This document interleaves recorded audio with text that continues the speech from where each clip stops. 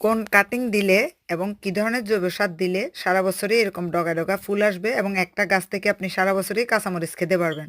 অনেকে বলেন কাঁচামরিচের দাম বেড়ে যাচ্ছে, কাঁচামরিচের দাম কি 1,000 টাকা 15 টাকা, বিশেষ করে বাংলাদেশে যারা বলেন, আমি তাদের উদ্দেশ্যে বলি আপনার বাড়ির বারান্দায়, বাগানে বা বাড়ির উঠানে শুধু ভালোভাবে যত্ন নিয়ে একটা মরিচ গাছ রেখে দিন, সারা বছর আপনার আর বাজার থেকে কোনো মরিচ কিনতে হবে না।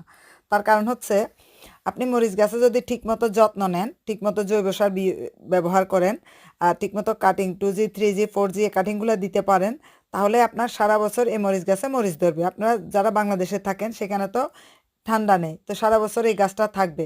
আর আমাদের তো ঠান্ডার দেশ, কয়দিন পরে গাছ মারা যাবে, কিন্তু তারপরে এই গাছ থেকে সারা বছর ফলন পাওয়া সম্ভব যদি আমি গাছটা ঘরের ভিতরে নিয়ে যাই। এবং যখন গাছ একদম মরে যেতে চাবে তখন আমি ডালগুলা কেটে দিব। এর ফলে দেখা যাবে কি পরের বছর আবার ডাল গজিয়ে আমি এই মরিচ পাবো।